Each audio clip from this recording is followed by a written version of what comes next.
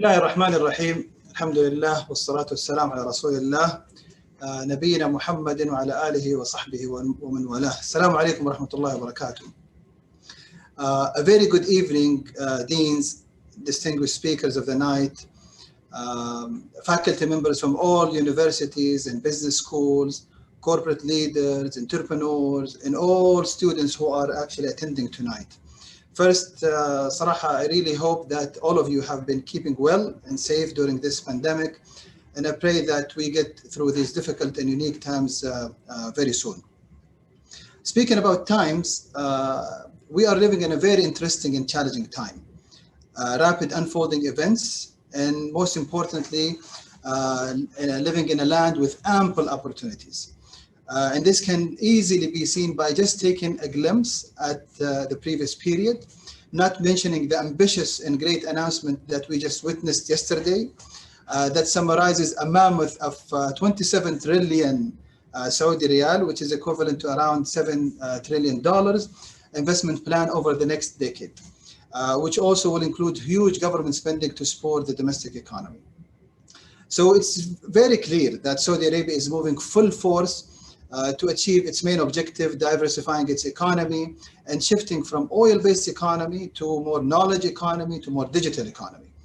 And this, of course, coincides with the unprecedented COVID-19 pandemic issue, which I can say with all the hardship it brought, it really showed our true capabilities and potential, to be honest.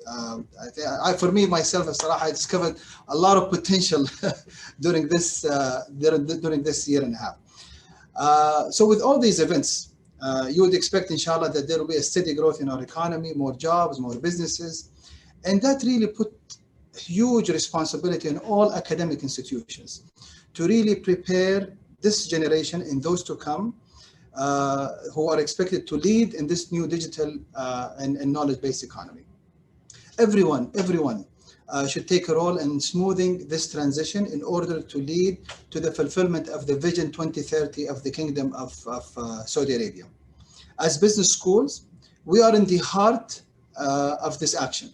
Our graduates will always be sought after. After all, there is no organization that can properly operate without taking care of its basic business functions. Thus, it's really important for us to really understand the new demands of the economy, the new direction the entire country is heading towards, and the new business language that is now being spoken: artificial intelligence, blockchain, fintech, etc., etc. We, as a business school, should start our own transition and transformation as well. It is necessary to really prepare our students and the next generation for these new challenges, making them ready to cope with these rapidly changing variables, conditions, and produce graduates that are ready to be leaders, bringing a new dawn of a brighter outlook of the future. And that was the main motive for this KBS Talk Series, the role of business schools in leading the future of Saudi Arabia digital economy.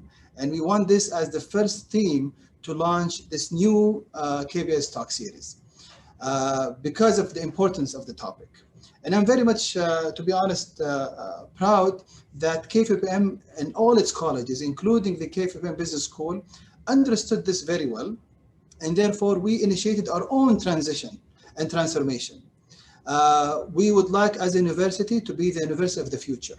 And a lot of changes has been done in order for us to meet this objective. And as KBS, or KFUPM Business School, we would like to be a model business school renowned for its profound impact on society. I think this is a very important pillar for us here. For this to be reality, to be honest, all our academic programs must support this fast-paced environment. We must be ready to disrupt and infuse innovations into teaching methods, curriculum. We must think, to be honest, beyond the traditional business degrees and courses. Hence, in 2018, we initiated as KFUPM Business School our rebranding journey to align ourselves with our offering and to establish our place in the growing popularity of business school. And by 2019, we changed our long-lasting name since 1975, which was the inception of the college, from the College of Industrial Management to KFUPM Business School. Of course, you can see for obvious reasons why we changed the name. Of course, our 5 undergraduate programs that we have, management, marketing, accounting, finance, MIS, which were introduced back in the 1990s, have been continuously under revision. Every 5 years we revise them. But to be honest, the last revision in 2020 was not like any other revision before. We actually revised the program so that our students can start to speak the new business language. So what we did is we introduced 3 digital foundation courses in the degree plan, which are taught by the College of Computer Science and Engineering. So all our students, and in fact, all the university students right now do take introduction to programming in Python and C, introduction to data science, introduction to artificial intelligence. Not only that, but also we as a business school introduced a new business foundation course called Business and Entrepreneurship to be offered not only for business students, but to the entire university as a requirement. And this is basically from our belief that business should be a central, and it plays a very central and a very vital role for any student, whether he was a business or non-business. We started also to build on our strength in KFUPM, where we started to collaborate with the math department in order to develop highly quantitative programs like financial mathematics, computational finance, and so forth. It's all in the making. We're still in the discussion. It requires a lot of collaboration and interdisciplinary effort, to be honest. We introduced 3 concentrations that are highly demanded by the market. So now we have supply chain management concentration, business analytics concentration, and also Islamic finance concentration as an alternative to conventional finance. We introduced 3 professional master's degree, a 1-year master's degree in supply chain management, in business analytics, and in human resource management. Currently, we're also working on developing the KBS roadmap for entrepreneurship. And we also been successful, alhamdulillah, in maximizing our MBA students' value. Of course, our MBA is one of our oldest programs. It started when the college started in 1975. But now with the revision of the MBA program, we are able to maximize the MBA students' value through the new experiential learning course, which really provides our graduates with a real edge and unmatched experience, since they will be working with a real client and a real problem or a challenge. And this makes a difference in their learning experience. The list goes on and on and on, and I really do not want to take most of the time.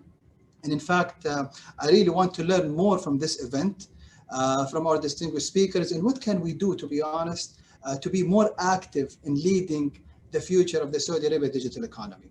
I hope this platform will allow us to bring in more participating universities and corporate partners, so that all of us together, we can learn, create actionable steps to move on forward. I thank very much our distinguished speakers for bringing their experience to share with us, and I thank you as well for joining us. Last but not least, I would like to thank all those who actually organize and support this event. Have a wonderful evening, and thank you very much. I hope I did not take much of the time. On time. Thank you, Dr. Hisham, for this nice introduction of our KBS Talk Series #1, and inshallah it will be followed by many other good topics that we will discuss in these series. And I second you that part of its vision, Saudi Arabia is moving towards ensuring a speedy development of digital transformation through the adoption of state-of-the-art telecommunication and ICT technology, thereby facilitating this transformation towards a more knowledge economy and e-commerce. The kingdom has been ranked among the top 10 developed countries globally for its robust digital framework. Also, this digital economy, it has advanced very rapidly, and it's changing economy. So many business schools, they have caught this on this trend, and they have been creating courses that will help their graduates to better understand the digital economy and its impact on business. Many names of university around the world. Australia's University of South Queensland offers a unique program on digital innovation. Its name is Master of Business Administration or Digital Transformation. Many other universities like the Groot School in Canada, they have an executive MBA in digital transformation that equips their students in the digital literacy to be able to operate in a digital economy. So moving from this, we have, alhamdulillah, we try to have our distinguished speakers from different backgrounds, starting by Professor Alan Brown, that we are glad to have him tonight from UK. He has been delivering impact as an entrepreneur and in business for over 30 years, working mostly in software delivery to power business transformation. He is also a university professor, researcher, coach, and trust advisor to startups and established organizations across the public and private sector. He has written several books on enterprise software delivery and digital transformation. He holds a professorship in digital economy at the University of Exeter, UK, and a fellowship at the Alan Turing Institute, the UK National Institute for Data Science and Artificial Intelligence. We are glad also to have Dr. Malak Baslyman with us. She is a faculty member in the College of Computer Science and Engineering at KFUPM. She is specialized in software engineering and technology integration. She led many technology integration and business process improvement projects in the Canadian and in the Saudi health sectors. She is very passionate about applying and developing practical and context-driven software engineering methods. Some of her research interests are formalization and analysis of digital business transformation, business process modeling, and improvement and user experience engineering. Also, we are glad to have one of our business school alumni. He graduated when it was CIM, College of Industrial Management, Mr. Ehab Khiary. He is a highly experienced executive in the field of ICT. He is known for his involvement and contribution in this field for over 20 years, both as government employee, executive, entrepreneur, and an investor. Also, he is part of a family business that are one of the early established technology player with over 30 years of successful track records providing ICT solutions. He's actively involved in the Entrepreneurship and Technology Society, as he was founding member of the Entrepreneur Organization Riyadh chapter and president of 2 consecutive years, in addition to Young President Organization and lastly Mobile Monday Saudi Arabia. And also we cannot have any discussion about digital without having our beloved faculty, Mr. Mustafa Ahmed. He is in the MIS field. He is founder and CEO of Ascent eVentures, a full-service digital solution agency that focuses on e-commerce, startups, and all digital. He is very passionate about entrepreneurship and startups. He advises on idea validation, business scalability, managing startup growth, selecting the right business model, and venture capital management, mostly in the e-commerce and now maybe in the fintech field. So I welcome all of you tonight, and again I thank you for accepting our invitation. And without any delay, I will start by Professor Alan. The question for him is, what is exactly the digital economy and how does it differ from the analog economy? Also, how can our business school contribute to this Saudi digital economy efforts? What are the successes that you got and the failures in university towards the digital economy? efforts, and part of your also you are a co-founder, maybe director of a center of digital economy center. All of these, you know, how can we benefit from your experience that we can take it and move on in our business school?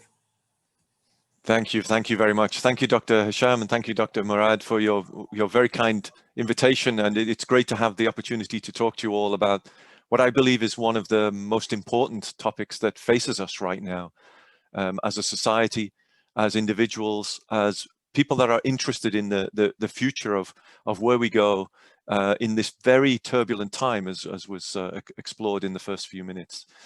I think maybe the best place to start on this question of the digital economy and its impact and what some of the pressures are, I think I'm going to start with a confession, if that's okay, if you'll allow me to. I didn't want to work at a business school. I didn't want to be a business school professor. I've been working in industry for 20 to 30 years. I'm a computer scientist, PhD in computer science, working in software engineering, large-scale software delivery, working in industry to drive new products to market. I spent 2 years sleeping on a sofa in Silicon Valley, building a new company from 2 people to 200 people to sell on to a larger company. You know, I want to be a technologist. The problem I faced was the world was changing, and solving technology problems is very interesting, but solving business problems, asking the why questions of how and why is this technology going to change what we do? How is it going to help people? How is it going to improve people's lives? How is it going to drive economies that will employ people, that will grow people's ability to have a career, that will help people to move from one difficult situation into a better situation? How will it improve society as a whole? I started to get interested and passionate about those questions. And when I started to talk directly to technologists, often the answers I got back, if they understood my question, was a technological answer that I couldn't place. I couldn't understand in the context of the issues and the puzzles that I was starting to form in my head. So when I came to talk to people in business schools, I found that I resonated much more with those conversations. They started to focus me on questions that were broader about some of the big issues. And there are 3 big issues I think the digital economy is focusing us upon. The first question is the question of value. Where is the value in our economy, and how is our understanding of value changing? Let me give you a very, very simple illustration. Here's a pen I have on my desk. Where is the value in this pen? When this pen was manufactured in the factory, did I create value? Or is the value of this pen when I use it? When I write a novel with it? When I stir my coffee with it?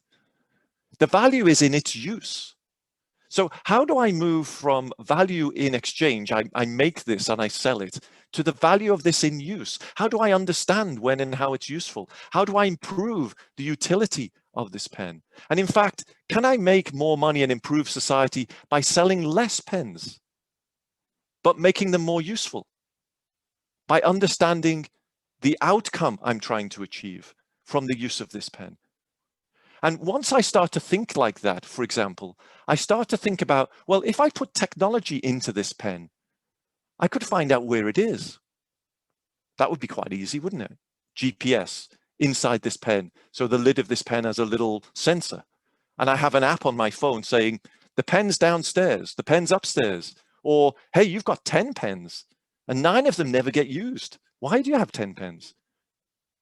In fact, 1 pen is only ever used once a month, and it's starting to dry up. I might be able to find out what the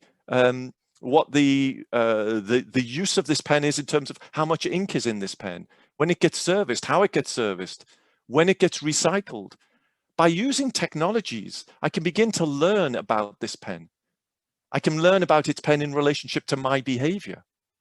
Once I start to do that, I don't think about this as a pen anymore. I think about it as an instrument for driving value, as a way of understanding the utility and the behavior of this pen. If I can do this with a pen, I can do it with a cup. I can do it with a car. I can do it with a building. I can do it with a factory. I can do it with a person. And once I start to do that, I start to ask very different questions about when and how technology is used and how it improves behaviors. And that idea gets to where's the value. And what's happening in a digital economy is companies are asking, where's the value? Who gets the value? How do we share that value? So the first thing that I got interested in from a digital economy point of view is that question of value.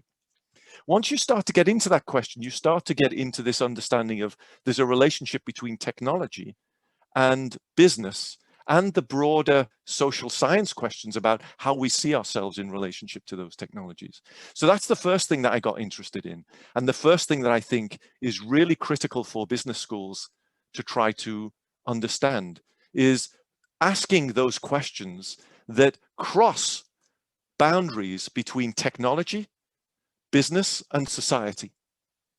And that to me is where you start to get really interesting new ideas that can be revolutionary and drive real opportunity. When you ask entrepreneurs, when you ask innovators where they're focused today, the most obvious answer you typically get is we're focused on understanding where the value is now, where the value will be, where the value will be when new technologies enable us to see new things, apply new ways of working, new ways of thinking. So the first idea was about value. The second idea was another big word, which was to do with trust. Once I start to digitize, I start to be able to share information and use data in new and interesting ways. Who do you trust to manage your data? How do you understand the validity and accuracy of that data? How do you understand what bias is in that data? What implied understanding is surrounding that data? How do you understand who uses it and manages? Who has the liability and responsibility for the use of that data? Once you start to get into a digitized world, you focus much more on the understanding of where and how that data is provided, who uses it, who manages it, who has responsibility for it, how it's evolved, and that starts to get us into another set of really important questions for business schools, which is how do I help people to understand the new forms of digitized data? That's why data science is so important. That's why knowledge of where data comes from and the use and manipulation of data is really critical, but also our responsibility and our opportunity through the use of that data. And words like trust become really interesting. And when you start to ask words like that, you get into a deep sense of understanding of our view of trust in a digital world. And as we know from what's happened in the last 12 to 18 months, that idea of trust in data to do with fake news, to do with how data is manipulated, to do with how people perceive the use of their own personal information becomes really critical. So again, the second thing I found with many companies is that push on data, the use of data, our access to data, the way in which we can use data for the value of exploring the use of data without exploiting in negative ways the use of that data becomes really critical. And I think where we're in right now as a society and as a set of individuals and as a set of companies is our understanding of that. So when I talk to, for example, to large commercial retail organizations, the questions very soon move to not what can I do with digital technologies by monitoring and managing and RFID and all sorts of satellite. It's not the technological questions they ask me. It's the question of what should I do with this data? What's morally acceptable to use with this data? And how can I drive value with the use of that data? These are very different questions. So that sparked a lot in my mind. And then the third area that was critical for me, as well as value and trust, was the word risk. Now, in some sense, it's the flip side of trust, but there's a deeper sense of risk.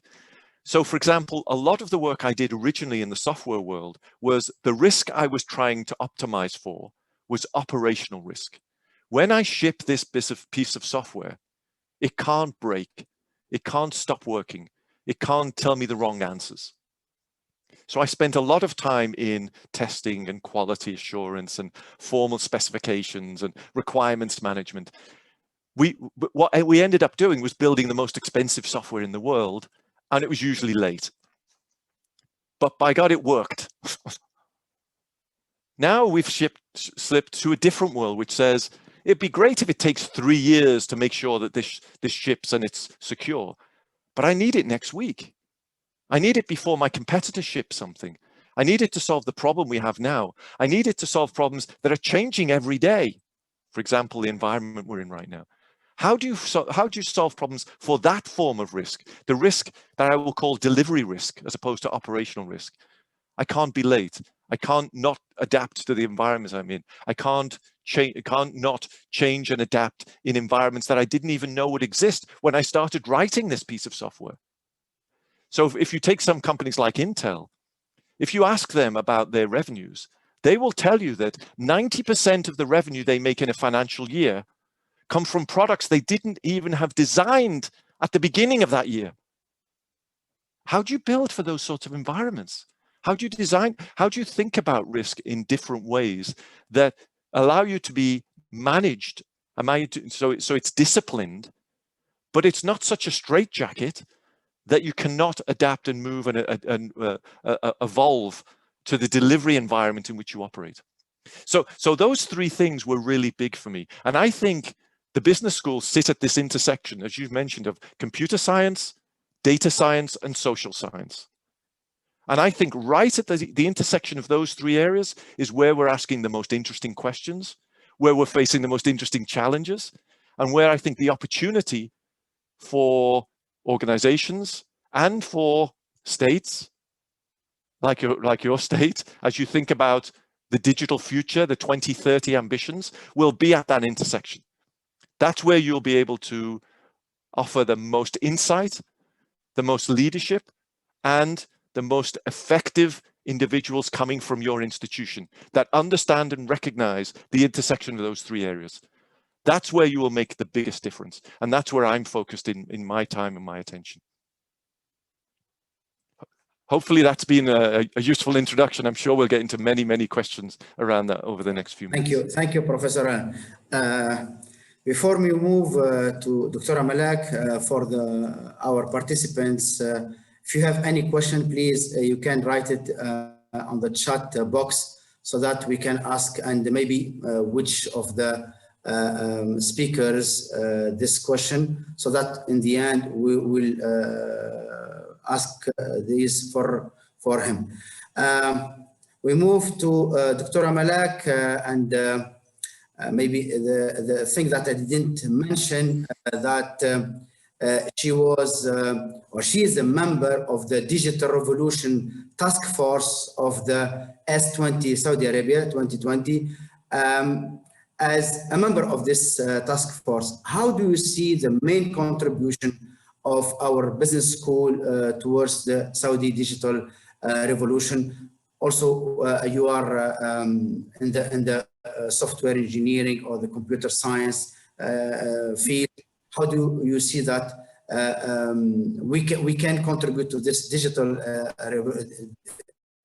revolution? And also, how can we maybe work together, okay, with other colleges, okay, towards this achievement or this purpose?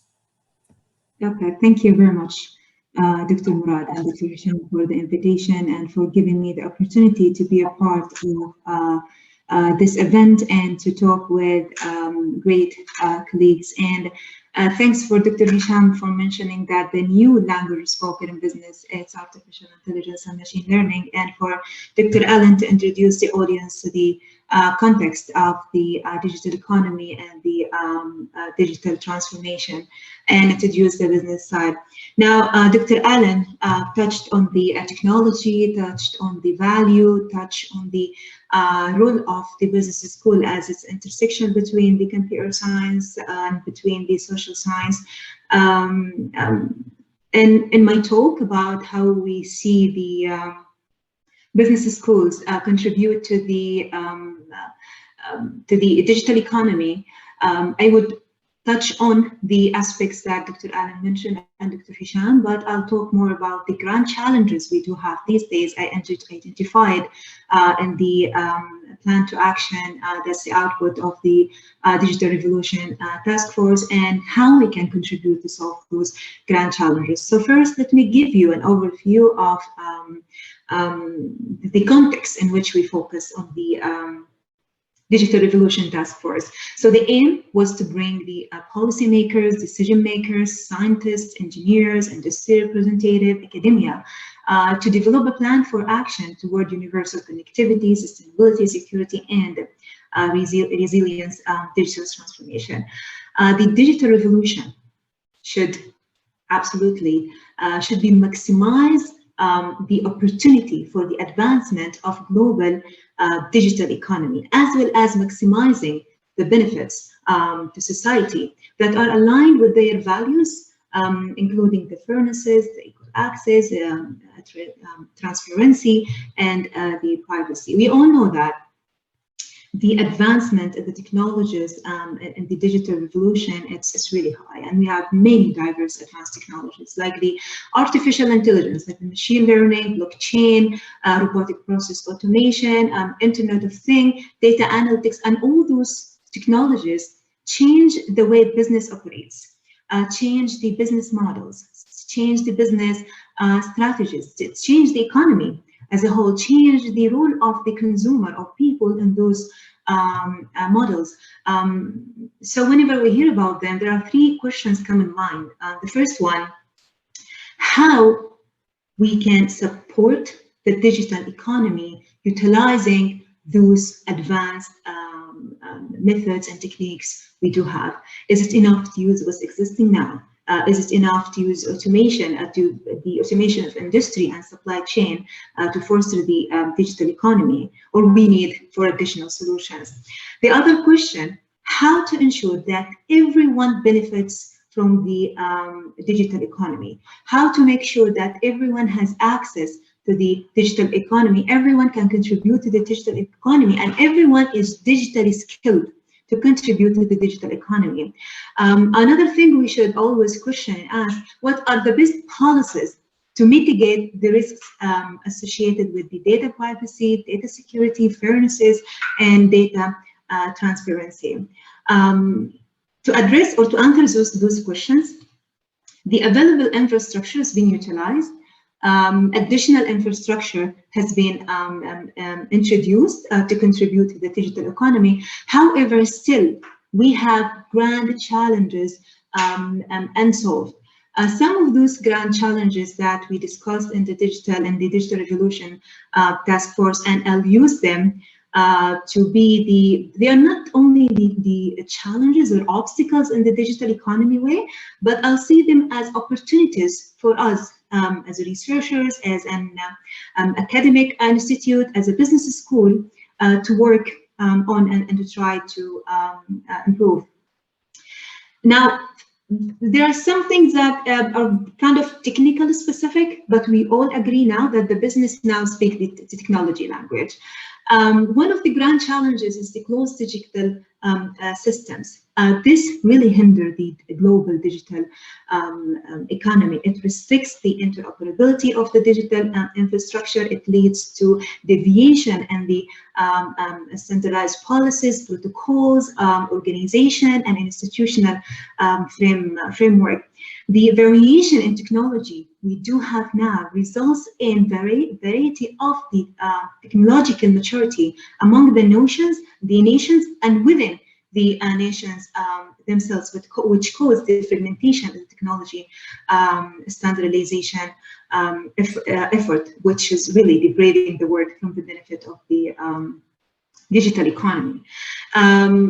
Another thing, so the challenges, the grand challenges fall under three main categories: the implementation of this technology, the awarenesses and the education, and the data. Now we move to the awarenesses. The awarenesses and understanding of the digital economy and the digital technologies utilized to implement the digital economy is really limited. It's limited as the importance is of the digital economy is kind of vaguely perceived by many groups in industry actually, and also among the policymakers, which are very important to support the digital economy. Another grand challenge we face is the lack of collaboration between the public and private institutions, lack of collaboration between the academic and industry institutions, lack of collaboration between local and global institutions as well, where there is really a big need for growing. There is a need for a more interdisciplinary work on the application of digital technologies and the digital economy. The last challenge I would like to introduce here, and already Dr. Allen mentioned, it's the risk with the data. Data governance is a very important topic that we should discuss and we should work on. We should discuss the risks associated with the data storage, with the data ownership, and with the data sharing across border. And this is not only the role of the work of the technical part of people in computer science, but this cannot ever happen without a collaboration between people in technical side and business, because the meaningfulness of data, it comes from the business side. Now, as academia, as a researcher, how we can contribute to solve those grand challenges? What are the recommendations that we reached in the plan of the plan to action of the Digital Revolution Task Force? The first one, and very important one, is to promote the education and literacy programs to ensure that digital education opportunities are available for everyone. Everyone in the kingdom, everyone in the globe have the access and the opportunity to be digitally skilled. We also have to enhance the equality of the digital education and training for all stakeholders, regardless whether they are students, policy makers, decision makers, the workforce. They all have to be digitally educated. The other thing, we need to develop strategies to promote economic development opportunities across the globe. Now, we're not talking only about in the digital economy. One of the aims of digital economy is to promote the global digital economy. We're not only talking only about the local economy in Saudi Arabia, but we're talking on the global economy where all countries can trade through the internet. Establish platform to enhance the collaboration between, and this is already mentioned by Dr. Allen, and I was really happy when he discussed more of those points, so he saved me some time to explain them. Establish platform to enhance the collaboration between business, science, and technology. The three of them are very important to accelerate the implementation of the digital economy, the utilization and the advancement of digital technologies, and to exchange the data in the digital economy. The collaboration, again, shouldn't be only at the level of one university. It could be between local universities, international university, university to industry, university to government, government industry, and all types of collaborations that could ever exist. Our work, or our mission in academia in collaboration with industry, with the government parties, is to develop and simplify and internationally accepted practices and approaches to standards and policies for data collection, the whole process of the economy. Now, with the digital economy, the traditional economy have been moved from being traditional, tangible on earth, to be digitalized, to be represented in bytes. We need acceptable and approved practices, standards, policy to this process, to the process of economy, starting from collecting the data, sharing the data, handling the data, to the business models of the digital economies, how things are all handled in this new concept, the digital economy, and what is acceptable internationally. To establish well-defined and evidence-based practices, and to accommodate different cultures and policy priorities. Another thing we need to do, and this is again very important when it comes to data, it's the concern of the business, concerns of the policymakers, it's the concerns of each single person lives on this planet. We need to encourage the development and adoption of regulations through interdisciplinary research. We want to ensure standardized liability, accountability, ethical, legal, and practices of digital economy. Now, this is the recommendations from some of the recommendations from the expertise scientists was in the Digital Revolution Task Force, how we can do this as academia, how we can contribute.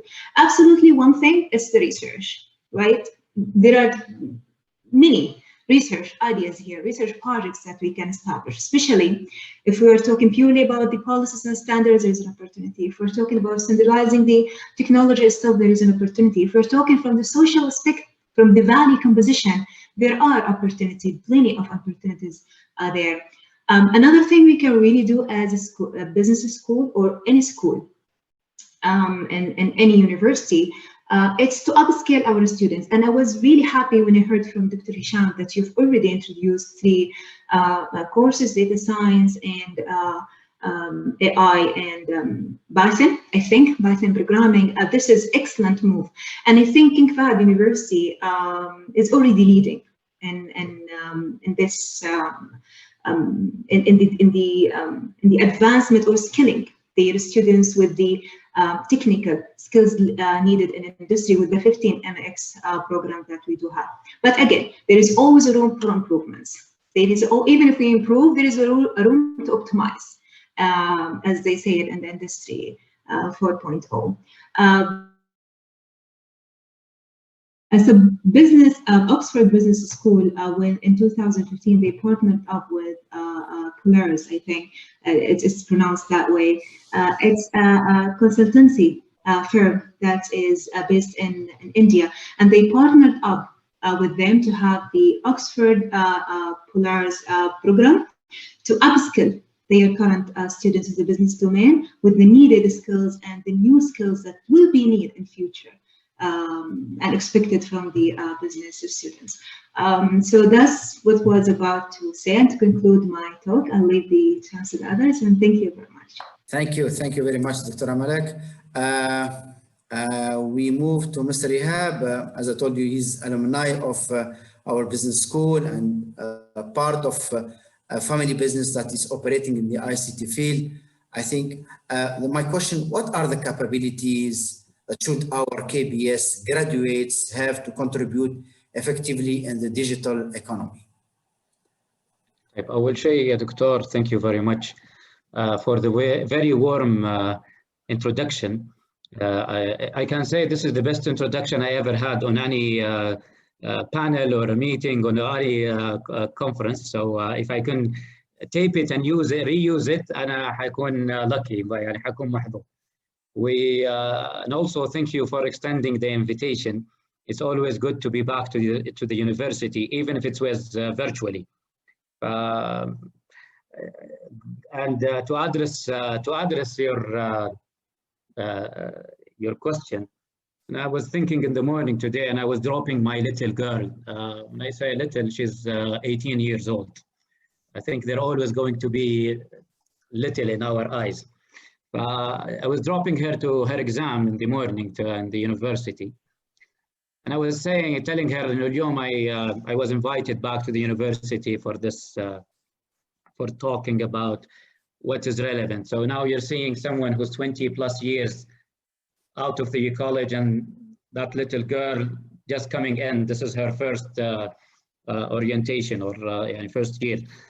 I wanted to see what kind of the young generation, it's a generation apart, what she has in mind. We were talking about, and surprisingly, of course, she's going into computer science or still she's not decided, but more of the computer science and e-commerce. She's still not decided yet, and I'm giving her space, and I didn't want to influence. But most of the input was surprisingly soft skills. And I was very impressed. Yeah, no, she was not talking about, and this is what this is where I'm coming from. I wish back when I was a student, I was taught about curiosity, asking the why question. Surprisingly, Dr. Allen started with that. I was very, and we did not have this conversation offline, by the way, ladies and gentlemen, so we were not aligned by any way. So being curiosity is, it's something that I had to taught to myself to be always curious about how, why, when, and all of these questions, and staying relevant. So curiosity is something that, again, and I have my point written down, and you will be noticing it's mainly all about framework and mindset. Has nothing to do with something hardcore skills. So believe it or not, second one, and I'm very happy, Dr. Hisham was saying, they will be introducing this, is entrepreneurship. And people, you could say, Ehab, you graduated from a business school, so this is engraved into your radar. It's not. So today, and especially with the focus of the government of increasing the value and contribution of the private sector, I think we need to teach our young generation, men and ladies, how to become an entrepreneur. Entrepreneurship, by the way, is not just about starting a business. And I always say, even big institutional, the Fortune 100, the Fortune 500, the big ones, they always struggle of being still keeping this entrepreneurship spirit. Then most of these huge companies, they all they were startup as well. And then they grew up in numbers of, and billions of reals and dollars, but they all were mostly startups at one point of time. They always struggle about how can we still have the startup mindset. So about teaching, being always on this the entrepreneurship and the startup mentality. It's something that is, I think it's very important. And as you correctly, shukran ya doctor, yes, and I come also from a family business, and the family is 30 years old. We're not the biggest in the market. We're not the best in the market. We're not the smart. We're a medium-sized digital transformation. But even if it's a family business, and yes, we somehow control the decision. It's not easy. It's to have that startup or entrepreneurship spirit in it. So not to mention the big 1,000, 5,000, 100,000 employee. Building on this is innovation. Again, from a framework, how can we become innovative? How can we stay innovative? And especially at this difficult time that we were going through. So innovation and also the agility. And this is where you come and you test what you're made of. If you're not being able to be agile and to pivot and to do things differently, it's a mindset. Then unfortunately we cannot survive. We cannot survive as not as humans, but as businesses and as countries and as corporates. So this is extremely important as well concept. If there is something that I would really love to learn at that back school is design thinking and product development. So we were used to project. Project starts a date with a scope and has an end date. What next? How can we how can we take a product to market? How do we, I have a list of how do we identify the problem? It's a very thing that I have learned the difficult way is the empathy. The user empathy. How do we identify? How do we relate to them? How do we getting the user needs and empathy? Because we always, as a technologist, or as a, we love what we're doing, let's take it to the market. Seriously? Yeah, because there is iteration of taking it to the market. The business model canvas alone was a revolution when I learned it. I wish this could be introduced. The lean model or the business model, so either different versions, but this is something that just envisioning your idea and saying, what is your value offering? What is the problem? How is differentiated? How do you generate money? What is the cost structure? How does the channel? Where do we go to the market? This is extremely important. I learned it the hard way, honestly. So how do we generate ideas? People, the companies, seriously, I can relate to this because I learned the hard way. Again, when I say we're in the family and we're a project based. So when we decided how do we can come up with ideas, we struggled. We did not know how. How do we generate the ideas? And then later on, how do we take it through the process, the funnel, before we decide which ones that we want to experiment and take it to the market, again, in an agile format. Dr. Anna, I don't want to take much. If there is one thing that I want, if I can say, there is a skills that I really also love to, if we could go and learn, is negotiation. We negotiate every single day. My little girl negotiates with me. I want a candy and I want an ice cream, and negotiation. No one has taught us this. We negotiate all day long. And if there is something that I can close with and build on negotiation is human or personality profiling. We look at the world with our own glasses, our own eyes, and this is not correct. We need to acknowledge that humans are different, people are different. And how can we deal? Because again, we work with people, and if there's something that a university have taught us is teamwork, and teamwork. So we go out, when we were released to the wild, if there is one skills we took was about how can we format team, how do we know how to work with that. But profiling people, putting them in the right place, that was as well as skills I wish we have learned. And with that, طبعا أنا if you allow يعني والله أنا keep if you allow me so أنا آسف.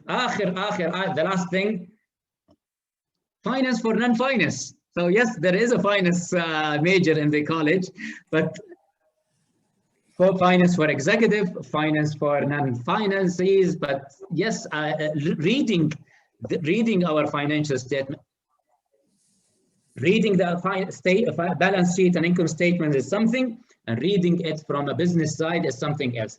I would like to learn it from a business, not from an accountant.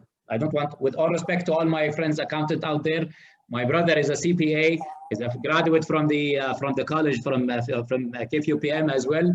But you know what?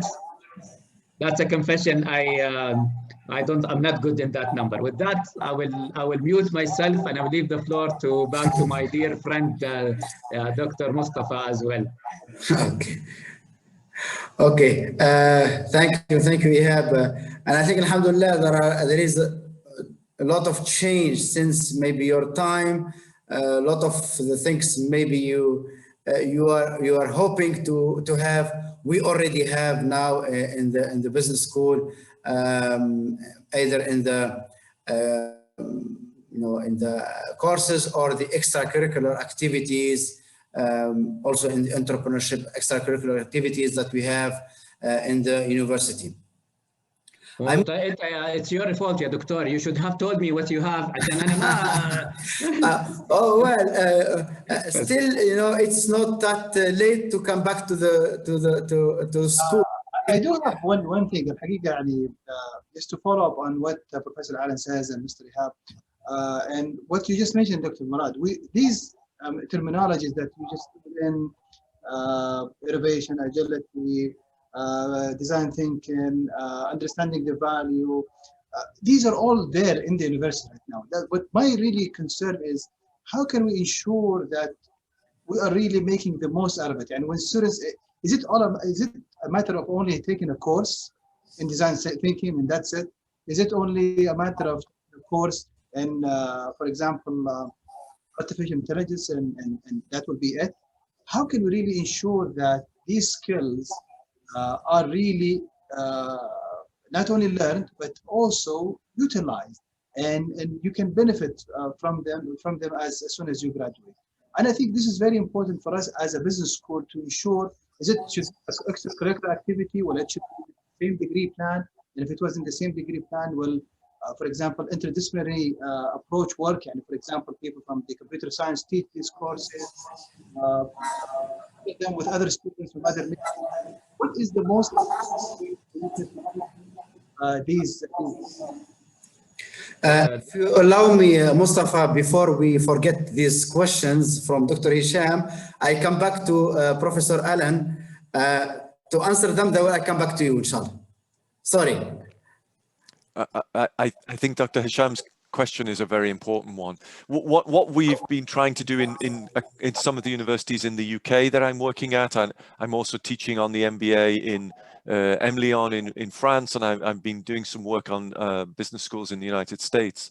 There's a much more blended relationship between businesses, government, and academia. So you're quite right when you say it's not just about a class.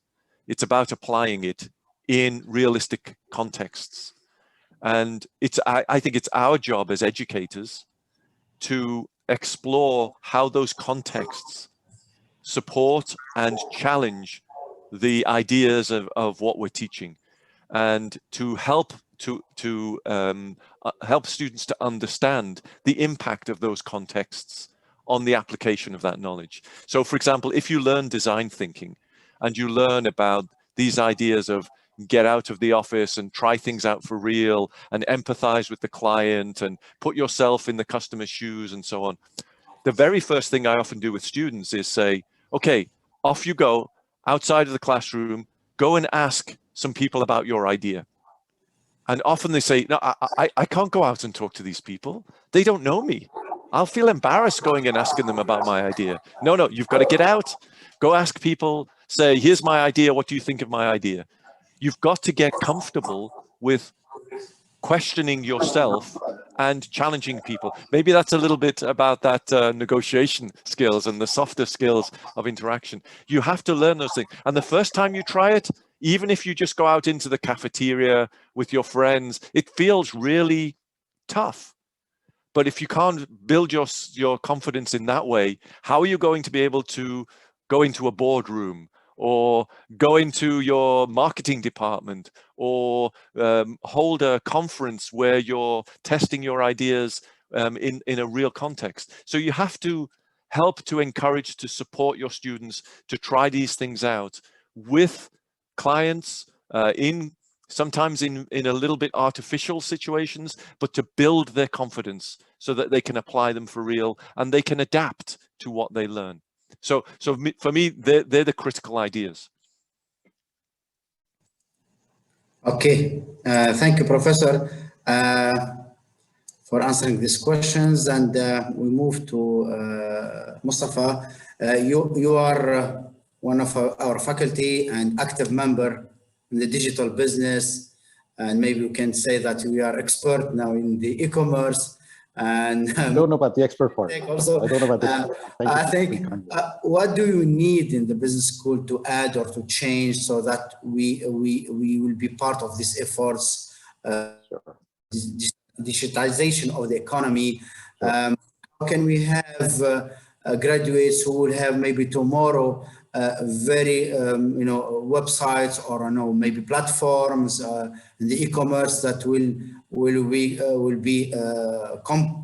compete with the existing one at the international level, maybe, okay, and that will have a very high value, okay, for the economy. Sure. Thank you so much. What a fantastic evening it's been so far. I've so enjoyed the conversations that people are having. I mean, when we met earlier, I really enjoyed the panel, and mashallah tabarakallah, it's been a very fascinating evening for me. Thank you so much, guys, and thanks so much for having me on this inauguration talk series. It's a pleasure to be here. Thank you so much.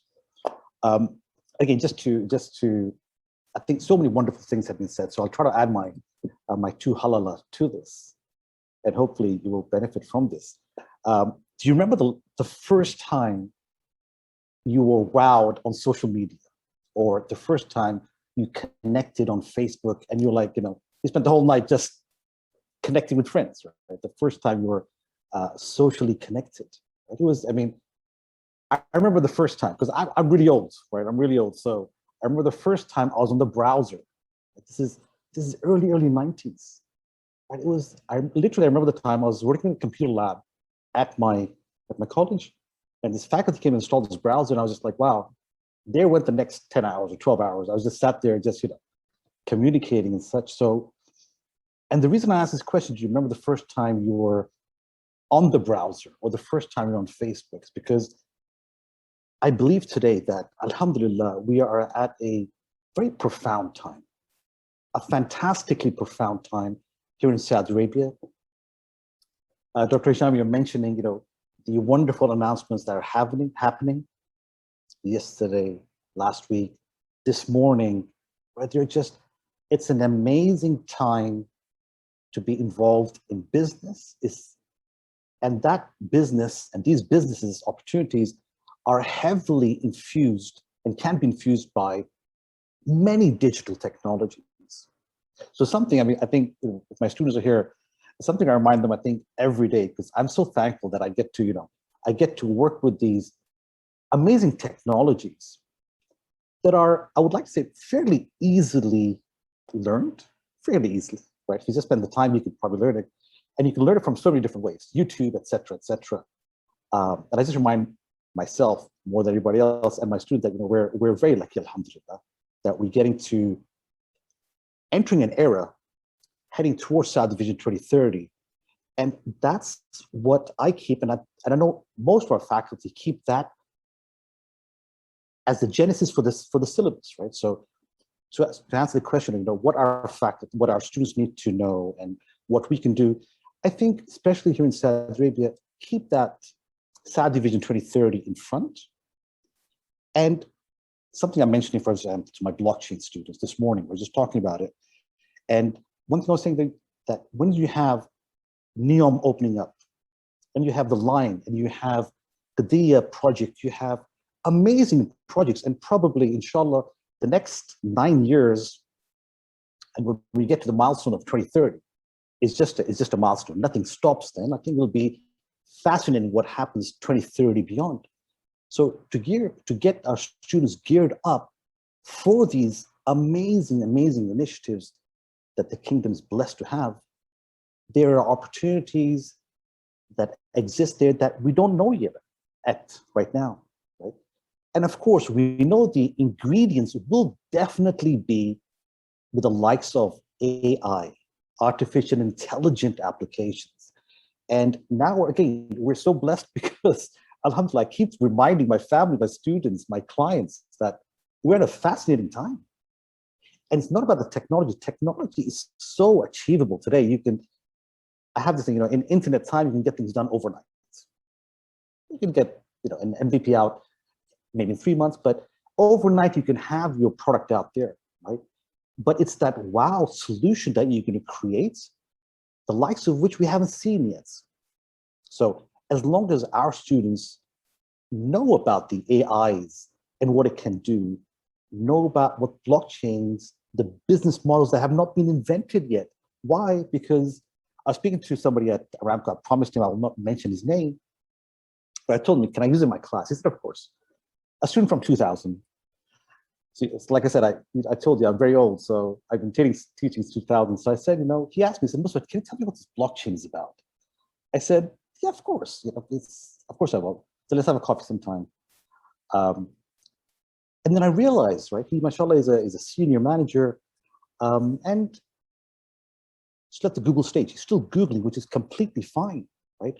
We as a society are still at a very early stage, finding out what can AI and blockchain and data analytics do for organizations, right? So what I keep as my agenda, that by the time I finish every class, my students must realize what these technologies are and how they can be used. If they can figure that part out, like Alan, you were saying, like the why part of it, I think they're going to do fantastic things for the next X number of years. And the next 9 are just a milestone until we hit 2030. But the amazing projects that have been announced, I think our students are in for a fantastic time. And it's our job, I feel it's my job, to make sure they realize every single second they are with me, that how lucky they are to learn these technologies. And once they understand that, of course, they will go out and, as Ehab was saying, in terms of entrepreneurship, go out and break things, as Mark Zuckerberg says, get out there and break things. And once they're able to do that, I think it's just like it's a fantastic time. So that's just something I'm just in awe. And because I've been in the industry for 25 plus years, I started my career in the web development, and now I'm doing, interesting things. So alhamdulillah, very, very fascinating time. And with the use of, you combine blockchain with Internet of Things and 5G. SubhanAllah, 5G.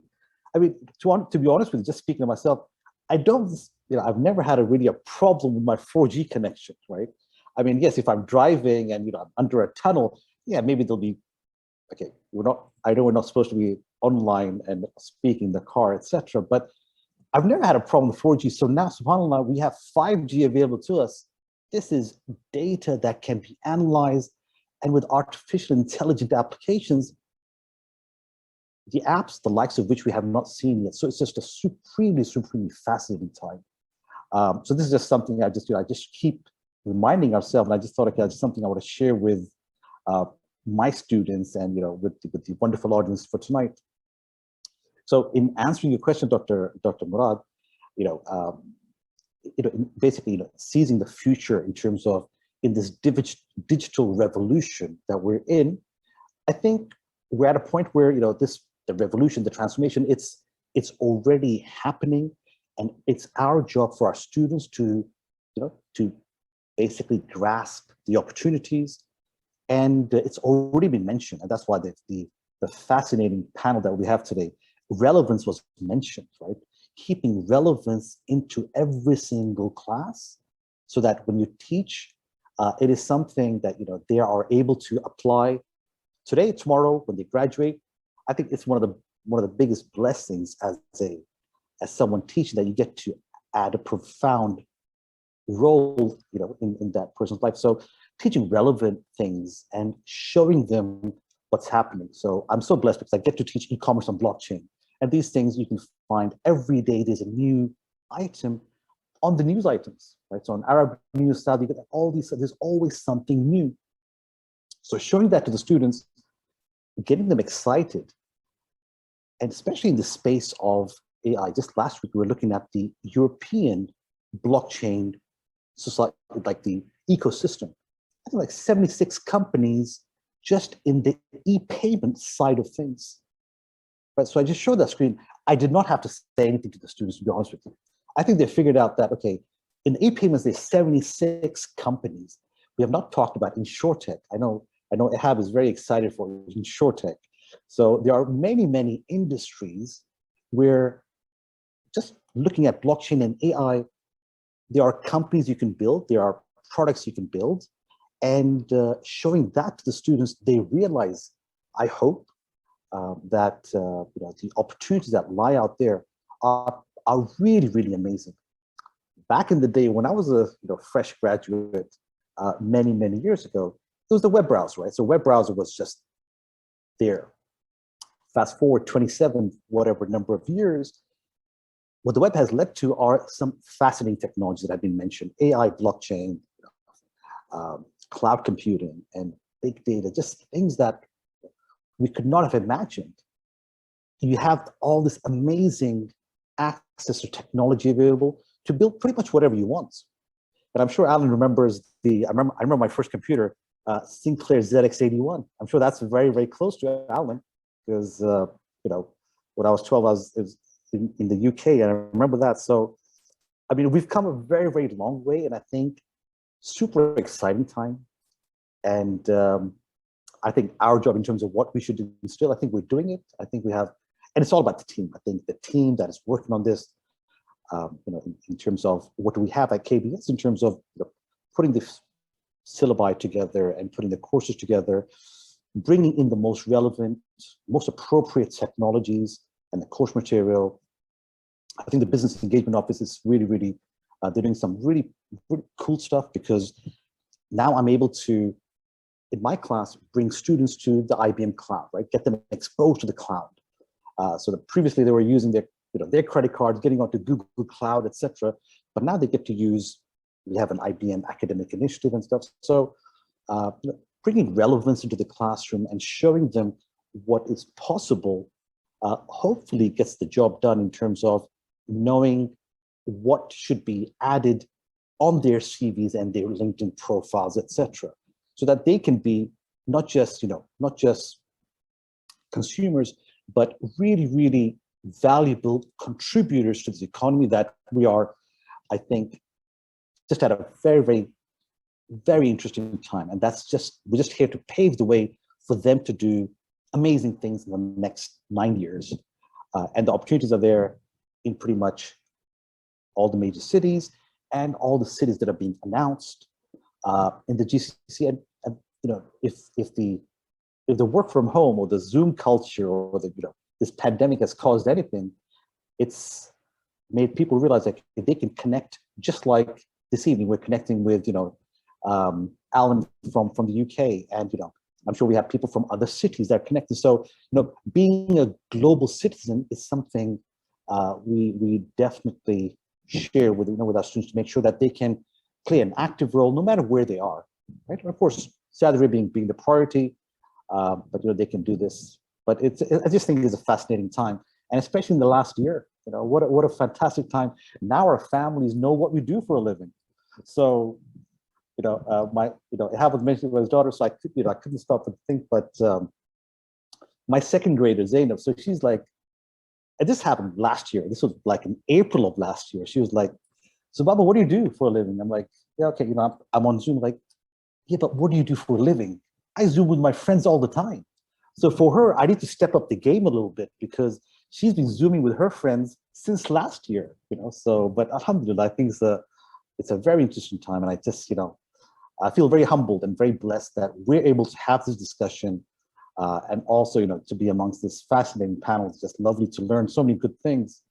And I wish everybody just a fantastic as they move forward in this very interesting time. So I hope that answers your question in terms of what we should be adding is just something relevant to their syllabus, and let them do some amazing things in our beloved country. Okay, thank you, Mustafa, for this presentation. I come back to Professor Allen. I will give you a very strategic question. We are in the strategic management. We teach the blue ocean strategy, and moving towards something new, the digital transformation. What are the factors, the four things that we need to do to have this blue ocean? What we should rise, create, reduce, and eliminate? What are the factors, so that we can have good participation to the digital transformation as a business school? Nice. Good question. It's a very good question. what I've been trying to focus on as I look for the future of the business school is, as many people have already said, a lot of the techniques, you know, we're going to teach you the 4 Ps of marketing, you know, this kind of stuff. We're going to teach you what Drucker said. We're going to teach you, it's fine. But I'm much more interested in getting people to think differently. And that's been exposed in several ways. Part of that is sometimes, I think, rather unfortunately called the soft skills, which was the way it's often described, which tend to be the differentiating skills. And I think that's part of why I've been trying to answer a couple of the questions in the chat. That's part of why I think one of the main things that we can do as we look forward in the business school is help people to ask better questions. So let me give you an example. We've talked about blockchain, we've talked about 5G, new satellite technologies, IoT. We ought to be trying to pose questions that say, by 2030, suppose that we can have a complete image of the Earth from satellites all the time, in real time, at a fidelity that says we can see things you know, of the size of less than a meter squared. How would that change what you could do in business? To be able to predict traffic patterns, to be able to look at weather, to understand people's movements, to understand maintenance of buildings, to 100 things. How would that give us completely new ways to solve problems than we ever did before? If we could have 5G or 6G when it comes after 5G, and we have high quality of service, high reliability, always on low latency communications all over the world that's predictably reliable, so that you could run your heart's pacemaker over the internet and not fear that your connection might go out for half an hour, which wouldn't be a good idea. Or that you could analyze and manage data in real time and supply results for a fleet of UAVs that are flying and delivering parcels. You know, we can ask different questions that push us into new ways of thinking about how we solve problems that are to do with how we operate as individuals, how our body works, how we react to things, how buildings are operated, how society works, how businesses can drive new value. And to me, they're the interesting things that we can begin to do as a business school, is to imagine those things, to challenge existing ways of thinking and working, and to tie together. Remember, when we define what innovation is, the simplest and most effective definition of innovation is that it's the intersection, it's the alignment of 3 things: desirability, feasibility, and viability. What people want with what we can do with technology, with how we drive a sustainable business model. And it's how we align those things. And I think we need to reimagine that for a digital world. And I think that's what we can do that's new and different and exciting in a business school that we can't do anywhere else. Okay, thank you, Professor.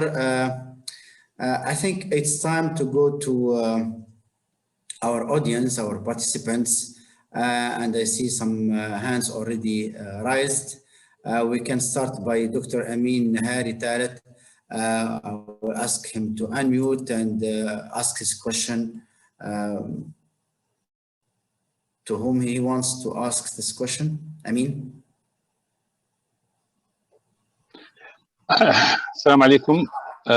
First of all, I would like to thank the college for organizing such a meeting or such discussion. But I'm not going to ask any question. I'm just would like to share my knowledge and my experience as a faculty member and also as a researcher in knowledge management. What I heard from the whole audience are concentrating on technology, which is nice. And I think we have also to consider what we call the knowledge sharing, because I think the best example, what happened in this period of COVID-19, it's a good example that we have to learn from what happened, because the technology helped us, but in general, we have what happened. It means that when you are talking about artificial intelligence, we are talking about anything related to technology, it's fine, but knowledge sharing, it should be most important in order that we have to share our knowledge between different specialists, and also we have to learn and how to make the correction. Because it's not a matter that we have the technology and we solve the problem. No, we have the technology as a tool, yes, but I think knowledge, it's very important to share it between each others, and instead between each others, between different area of specialization, and it will help that also to solve problems. Because what happened during 2020, 2021, it means it's a lesson that we have to learn from it. It's not a matter that we have we use the technology to solve a problem, but it is necessary also to consider knowledge of sharing. This is my contribution, if you want. Okay, thank you, Dr. Amin. I think we had one of the participants, she raised her hand, Dr. Huda, I think. Okay, how should we design our courses in business schools to enable the integration of the computer science, data science, and social science? Would teaching them as traditional course separately would be sufficient, or should we even try to teach or move to another model? It's open. Anyone who wants to answer. Dr. Huda, she's back to us. We can get her, then we will go to this question. Or let's, Professor Allen, you can answer this question, then we'll go to Dr. Huda. Yeah, let me very quickly comment, because one of the things we're seeing inside universities themselves is their own digital transformation. Universities themselves are transforming due to the digital world that we work in, the expectations that we're raising as employees, as academics, and as students. And I think one of the things that we'll see is greater integration between the different disciplines. The traditional silos of this is computer science, this is engineering, this is business. I think they're naturally going to be challenged in a digital world where we see things in a much more interdisciplinary, cross-functional way. And I think that will be to the benefit of all of us. And I think we'll see that in the courses that we deliver and in the way in which we structure the university and the schools of the universities. And I think we're seeing that already having an impact. Okay, thank you. May I add one? Yes. Yes, Dr. Malak. It's a simple answer. I would build on what Alan said. Get a student to work in real projects with industry, and they will learn the three perspectives in a coursework, while we focus on the content of our course, and then we send them to industry to work on a project. And this is what they really do in my courses. It has to be practical projects with industry that is research driven, but deliver a practical value to the industry. Let them learn, and they will really discover the three aspects, and they'll practice the three aspects in one semester. Okay, thank you, Dr. Ahmed. Dr. Huda, you can unmute yourself. Yes. Assalamu alaikum, everyone. Can you hear me? Yes. Okay. Great. First of all, I would like to thank the college, College of Business Administration at KFUPM for organizing this event, and all speakers and yourself for such very valuable event and information. I had a question first to Professor Allen. When it comes to thinking out of the box and being innovative and going out there, this requires lots of freedom. Unfortunately, most of our business schools now are under the pressure of getting accreditation according to certain instructions and limitations. So how can we make the balance between going out there and creating a real value while we are tied up to such criteria? This is something we are currently, I think many business schools in the kingdom are struggling with. Yes, so. Thank you. I think it's a very important question.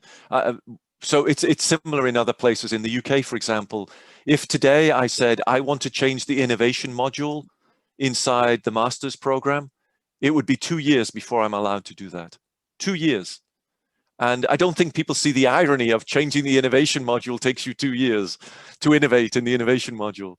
And I think part of the challenge is accreditation and management structures are more slow to move.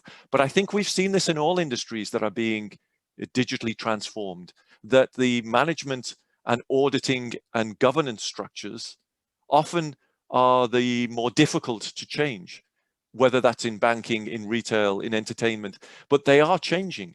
So for example, we're spending a lot of time in the UK with organizations like the National Audit Office that audits large programs, with the AACSB and the Association of MBA organizations, to work with them so that they feel that we're not just being ill-disciplined by changing these programs, we're actually being responsive to the market and doing this in a managed way.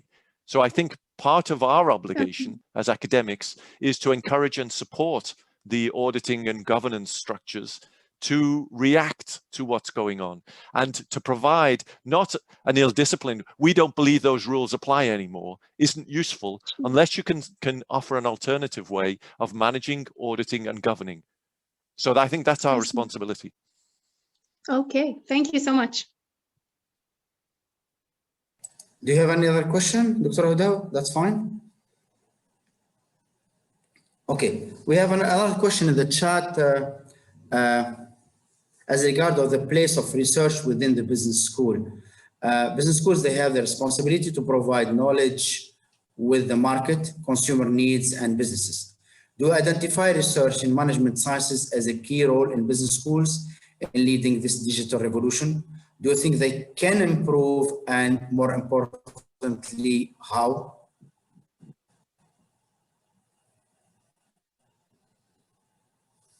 It's open.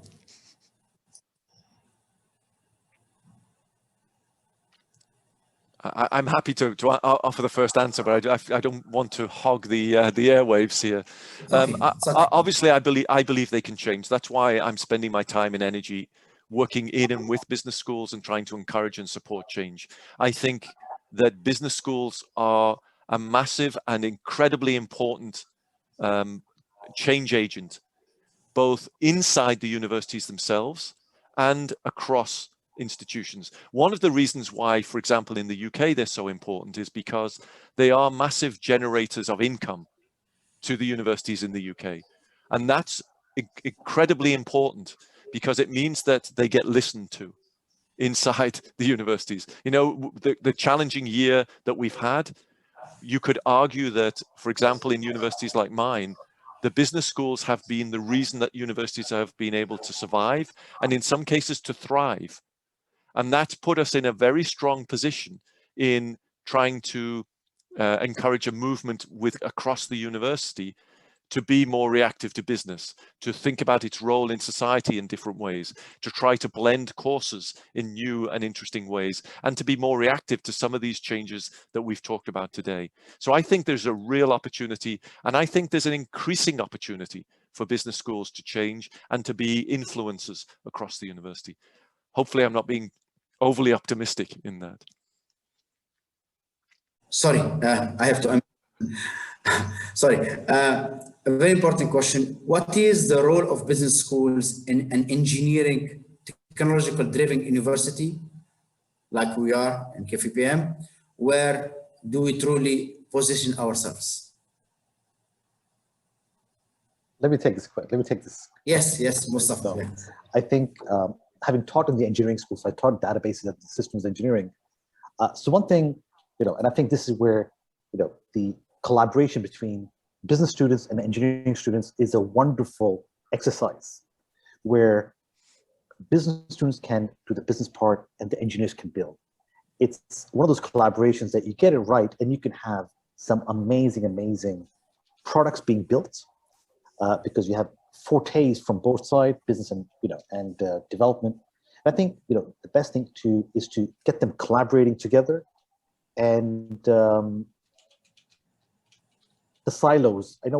I think every university has that culture, no matter where you are, which country. But I think those silos are being broken.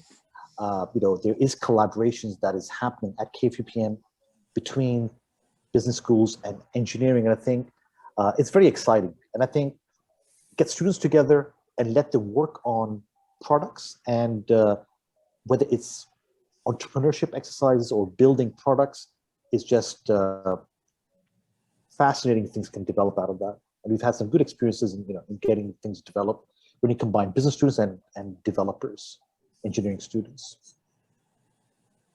Okay. Ehab, do you have something to say in this regard? No, I'll take the next question. Okay, Dr. Malak. I just agree with Mustafa on the business. It's the base for us from the engineering college or department. It's to build our methods and models on the business context, and then it's the context or the environment in which we validate whatever that we build. So it's a cornerstone, I would say, specifically in the software engineering development life cycle. Okay, thank you very much. I think time is 9:35. We'll go to the last question. Industry giants used to drive innovation, but now entrepreneurs are leading the world with crazy ideas that people used to believe would never work, such as Elon Musk, Tesla, SpaceX, Uber, Airbnb, etc. Do you think that the tables have turned? I think to some degree the answer has to be yes, of course.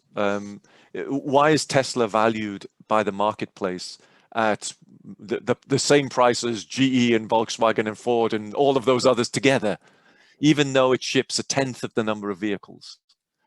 And the answer is because of the potential, because of the lessons and learning that are being gathered by a company like Tesla, because of their software skills. So if we take the comment from Andreessen about 10 years ago, software's eating the world. What did he mean by that?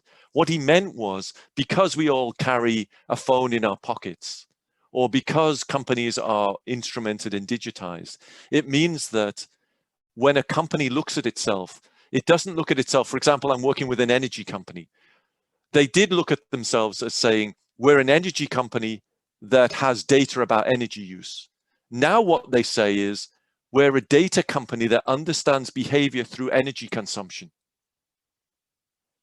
Think about that switch, that the interesting thing is how you use and consume energy. It's not the price of the energy and how much we charge per therm. Yeah, that can go up and down. What we're learning about you is really interesting, because that's a value that we can use for many things. To keep you safe and warm at home, to understand behavior in the home, to understand how your behavior changes in different circumstances, to be able to make an understanding about that behavior in real time and predict what you'll do next. That's a completely different way of looking at an organization, at what your opportunity is and how you view the role of an organization. And I think Tesla's understood that, and it invests in that understanding. Other companies are slower to get there in their industry. And that's what the market's valuing. And I think that's what we're beginning to learn. I can participate in this if you allow me. From an experience sharing, this is something that I know learned in life, is sharing experiences has some more profound on others. So people usually, and I used to work for Qualcomm.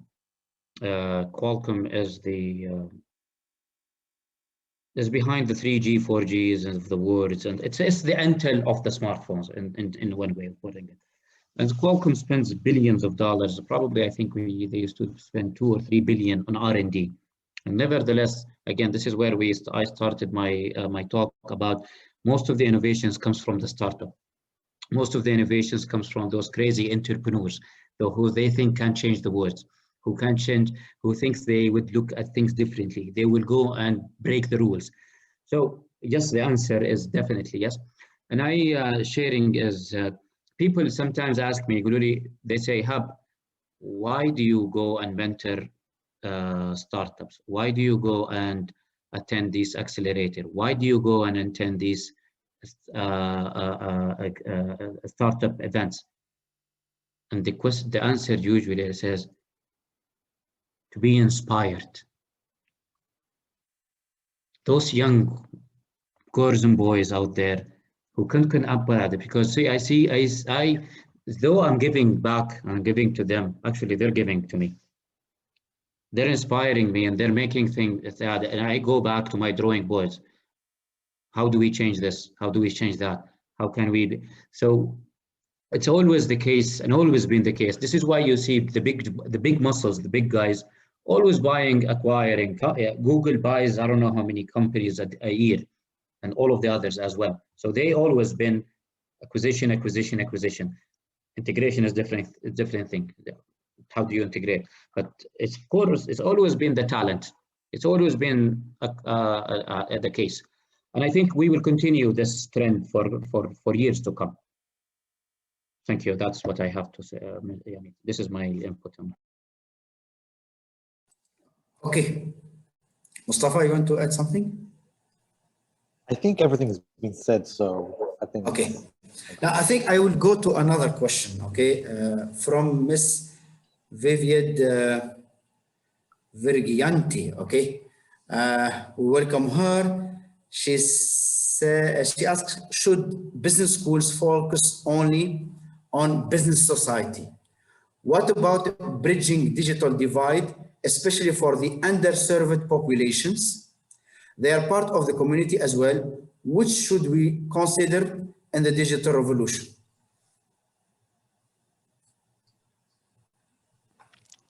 Well, I can't refuse to answer on one of these big questions. Yes, so yes. So let me start here. I believe we're living through a digital revolution. If you live through a revolution, it implies that the old rules of society don't apply after the revolution, or they may not apply after the revolution. And that means that there will be a shift. That means there will be a change of power base. That means there will be a different way of looking at the world. Take an obvious example is once knowledge is it's differently dispersed, the relationship between those that have the knowledge and those that don't will be revised. It'll be shifted. That has huge implications. And with that comes huge responsibility.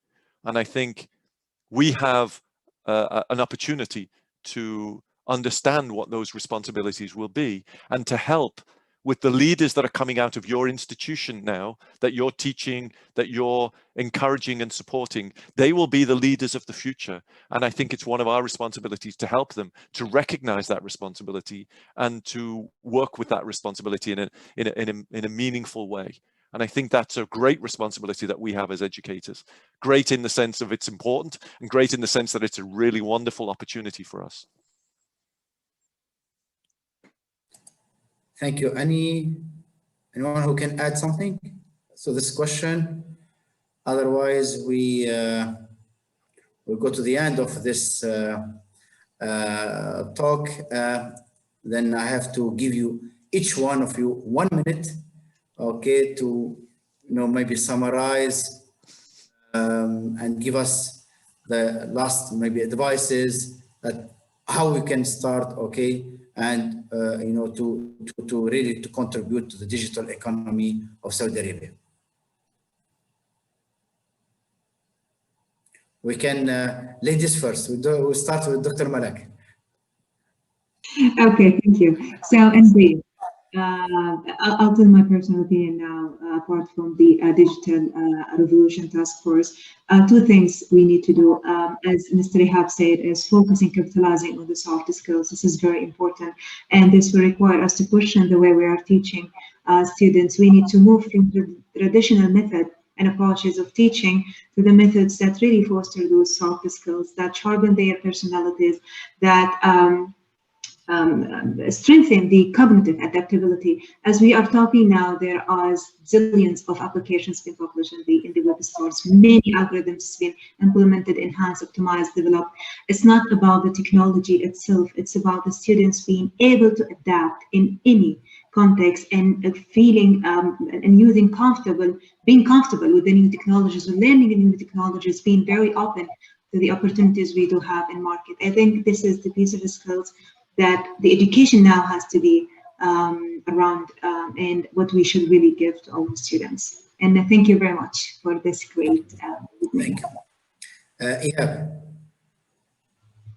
last words. The last word would be, these days is very interesting days. It's challenging by all means. With challenge, there is opportunities evolve.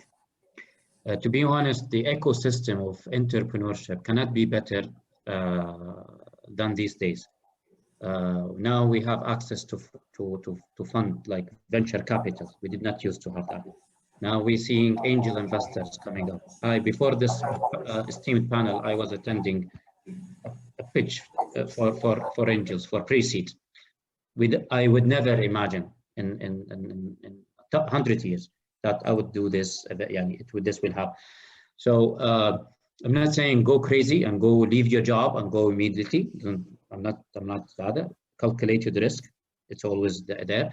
But entrepreneurship and building businesses these days cannot be, the ecosystem cannot be better today. So it's improving, it's getting better. So next is private equity, so it's a continuous work, but we're much better than before. And so I would encourage people usually to throw their sleeves, and hopefully we can see more successful $1 billion or $1 billion real unicorns happening in this region and this country in particular. And I think it will happen soon, by the way. Thank you, Ehab. Mustafa? Sure, just I'll do it in less than 1 minute. I'll just state two of my favorite quotes in entrepreneurship that I share with my students throughout the semester is like, move fast and break things. And unless you're breaking stuff, you're not moving fast enough. This is from Zuckerberg. And the other one is from the American comedian Steve Martin. Be so good that they can't ignore you, right? And that's how you should treat the competition. Just focus, build your products. Don't worry about the competition. Let them worry about you. And I think they are just echoing what I share with my students. I think Saudi Arabia's best days are ahead of us, and I think it's just a fascinating time for building ventures with the amazing technologies that we have available. So it's just something I share with my students all the time, and that'd be it. Thank you, Mustafa. Last word, Professor. Thank you. I think one of the most important things that you can do as a business school in your region is to recognize that if you can help your students to be able to apply these new digital technologies for the greatest impact and effect on the citizens, residents, communities, businesses that are around you, you will have done a huge job in moving forward. Because I think it's about the application of those technologies to improve the people around us, the businesses that we work in, the lives of the people that we're involved with. And if you can encourage and support your students to think in that way and to drive change through these ideas of value and the difference that they can make by having an understanding of how the technologies work, but being able to ask the bigger, deeper questions of why do these technologies make a difference, and how can I use those technologies to make the effect I want to make in the environment in which I'm trying to succeed, you will have a huge, huge step forward. Thank you, everybody. Thank you, Professor Alan, and hope to see you maybe soon in Saudi Arabia. I hope so. Okay. I will leave the floor to Dr. Hisham to close this talk today. Dr. Hisham? Yes, والله الحقيقة يعني I cannot say more than what has been said. In fact, very insightful meeting, informative discussion, very good suggestions, to be honest. And indeed, I think it's all boils down to the proper application and being able to understand how can we really like for example, what we did right now in the school by putting 3 digital enabled courses and so forth, and enabling also entrepreneurship and business for even engineers, where they will learn the business language, and maybe they will find, as you mentioned, somewhere where they can click here and there with the business school as well. So these are all opportunity, but unless they are applied, they will end up just being courses where you're gonna get a grade and that's it. And to be honest, it's a very challenging for business school to really ensure that these skills and these new technologies and business knowledge as well is really applied, and students really can make and understand the value behind them. Hopefully we can succeed in that. It's something really interesting, and that's the main reason why we're doing this, to really understand what is the shortest way for us to do so. So I thank you very much for this. I thank Dr. Murad for moderating the discussion. I thank the organizers as well, and everybody who attended. Very nice evening. Hopefully we promised 9:30, but yeah, the discussion was very interesting. Thank you very much to all of you. Thank you. Thank you, Dr. Hisham. Thank you. Thank you, everybody. Again, thank you for Professor Alan for give us a lot of nice information about this topic. Our other guests, Mustafa, Dr. Malak, Ehab, and for all those who attended this, and they've been patient for 2 hours almost, okay, in this discussion. I hope that we enjoyed, and we hope that we'll have more and more of this talk series. Hopefully, inshallah, maybe now we are at the end of the year. By the next year, beginning from September, inshallah, we'll have this frequently, as almost every 2 months or 3 months we'll have similar talk, and hopefully again Professor Alan will be among us soon in Saudi Arabia to further discuss this topic of digital economy. It'd be a great honor. Thank you. Yes, okay. Yes, we'd like to have you soon, inshallah, in Saudi Arabia. And hopefully graduate the next Steve Jobs. Okay, thank you, and just say assalamu alaikum. Thank you. Thank you, everybody. Take care, everyone. Take care. Take care. Take care. Bye-bye. Bye-bye. Have a nice night. Bye, take care. Bye. شكرا. يعطيكم العافية. Thank you. Shukran, everybody.